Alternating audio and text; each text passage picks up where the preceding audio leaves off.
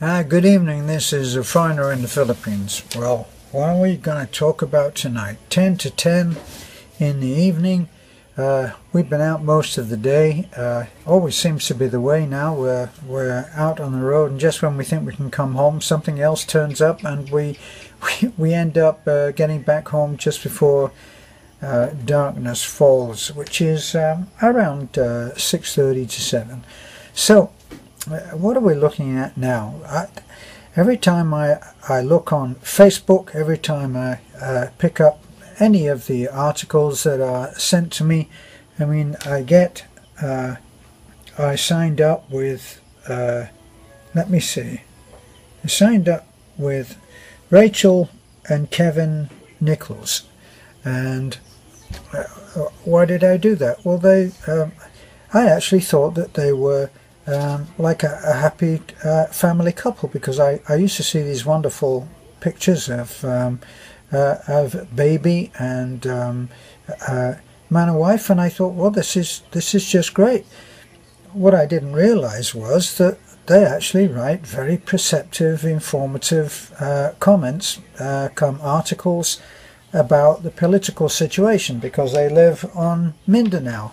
Now, normally I don't touch really much on real politics, except that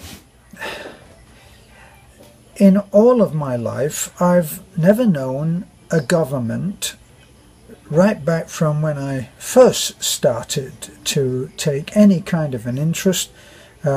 Maggie Thatcher was the Prime Minister in the UK, and I remember some of the scandals that erupted where people were found out doing some naughty things, and that was when Thatcher was in. And what did she do? She recommended that they lie about it until they couldn't lie about it anymore, and then they came clean. The guy had to leave, and it was just a mess. Has it ever been any different? I don't think that it has. Now, when I go on, I go on YouTube, I go on Facebook, I should say. I go on Facebook and I see stuff about President Trump. I see stuff where he is supposedly selling the American people right down the tubes. And then other times I see a post where he has made some recommendations that politicians who enjoy incredible benefits, and always have in my mind. I tried posting things about the politicians and how they enjoy lifetime benefits. They're not part of the Social Security system, so what incentive do they have to make any efforts to cure it? And if we are to believe, if I am to believe what I've just received in terms of a post about President Trump, well, he's made some recommendations, and one of the recommendations he's made is that politicians should take their chances like the American people, like the rest of us, like the rest of every US citizen out there who is working for, I don't know, minimum wage. Why would it be so hard to do that? Well, one of the ways that it was suggested to me in the post that I got was that I forward on to 20 people, and it was said, true or not, I don't know, well, isn't the truth the most elusive thing? If President Trump apparently was quoted as saying, if enough people, like 20, sorry, it's a buggy night tonight, if 20 people forwarded that message, and then another 20 people, in a few days, practically everyone in the States would have seen the suggestion. And he'd made several suggestions that were incredible to my mind. And yet, the next post that I see that apparently he sold us down the river because of some price fixing or price suggestions or suggested legislation on the drugs. boy, if anything needed to be done in the US, it's about the medical situation. Americans are convinced that they have the finest medical the finest medical system in the world.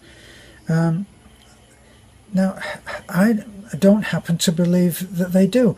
That's not to say that that their surgeons aren't the finest in the world. You know, very likely they are. It all gets down to what the heck can we believe? Tell you one suggestion that I think that would actually clear the table of everything, and that is, what about a lie detector test where every politician about to take any kind of an office or period, like us ordinary folks going to get an ordinary job on minimum wage, say at let me see, at Home Depot, at any of the other big companies, as you walk in the door it says, if you take drugs, don't even bother applying. We test regularly for drugs. How about we test regularly for lying to benefit oneself? So the question would be, do you knowingly mislead your constituents by lying in a way that which will benefit you and not for them? Just a thought, but wouldn't we have to? We would have to have massive re-elections in what, a few days. So the thing about this whole thing about whether governments, have they ever done anything else? If Mr. Trump, President Trump, has lied, would he be different to any other politician? I don't think so. What about Hillary? What about her husband? What about all that they did? What about Nixon? They were all liars, weren't they? So why are we surprised that they're lying now? Of course, any time that they do lie, it's for the public's benefit. Wow, that's really good, isn't it? If you're a husband or a wife out there and you come home and you've done something that you don't want to reveal, and later you are busted on it, could you say to your wife or your husband, well, I just thought it was something that you would panic on, so I didn't tell you, so that's why I lied. I only did it for your benefit. Yes, dear, that's fine. I feel fine now. The thing about it is that we're all big boys and big girls, and we're being misled. So what the hell? What's going to panic me about being told the truth? I can't imagine it. So that's my little vent about that. Why are we surprised? Why are we surprised that any of these people will lie to protect their job? Not that they have to lie to protect their job, because it seems like they can't be fired. What about a limited number of times that ordinary politicians can be elected? What about limiting the amount of money?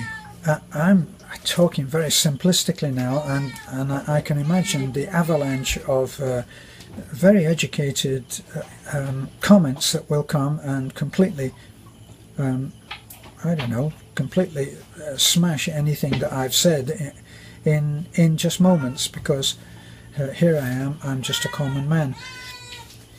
I prefer to be told the truth. The truth is a scalpel. It's a scalpel with a fine cut, which can be easily cleaned, and easily treatment can be given, and infection does not. Lies are like cancers. They go in and they fester, and they don't reveal any real, true, pure intent. They just hide things.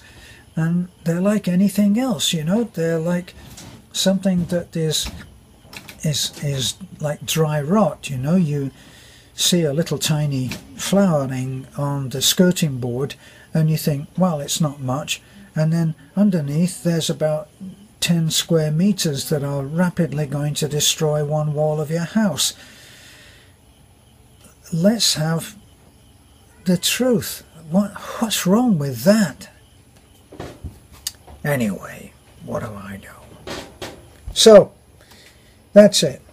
If you're a friend of mine and you're afraid that I might take the truth all too hard, well, don't worry about me. Tell me the truth, and I'll try and do the same for you. I know that not everybody can tell the truth. Not everybody is behaving themselves in a way which allows them to tell the truth, and maybe that's where we should be starting. But then again, am I preaching and telling people how to behave? Yeah, why not? They tell me how to behave. So, let's start telling each other the truth, you know, and take the consequences. And when we find that the consequences and the prices that we pay for telling the truth are too high, let's change our behavior. Gosh, there's a thought. This is a foreigner in the Philippines. Thanks for looking in. The truth, nothing but the truth. The whole truth and nothing but the truth. I forgot that bit. Bye for now.